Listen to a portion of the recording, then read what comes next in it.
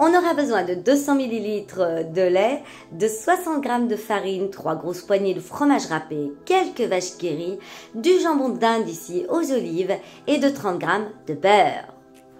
Et bien sûr, 3 œufs. Dans une casserole, on va mettre notre verre de lait, notre beurre, on va attendre que tout ça fonde. Puis on y ajoute notre fromage râpé, on remue et on sort du feu. On va prendre notre jambon de dinde, le mixer, ça va donner ce genre d'hachis. On va le mettre dans notre casserole avec notre mélange. On remue. On casse les 3 œufs dans un saladier. Et ensuite y rajouter la farine.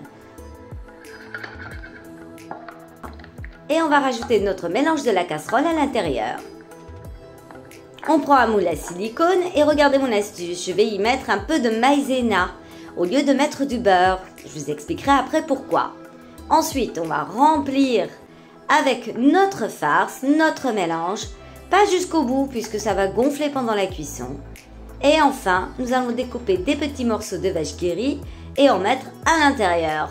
C'est la raison pour laquelle j'ai mis de la farine ou de la maïzena dans les moules, ça évite à la vache qui rit de retomber de l'autre côté par en bas et de rester à sa place. On met ça au four 180 degrés pendant 10 à 15 minutes et voilà le résultat. Alors ce ne sont pas des muffins, on peut appeler ça des moelleux jambon vache qui rit. C'est tellement léger, tellement moelleux, ça cale pas, c'est pas lourd sur l'estomac.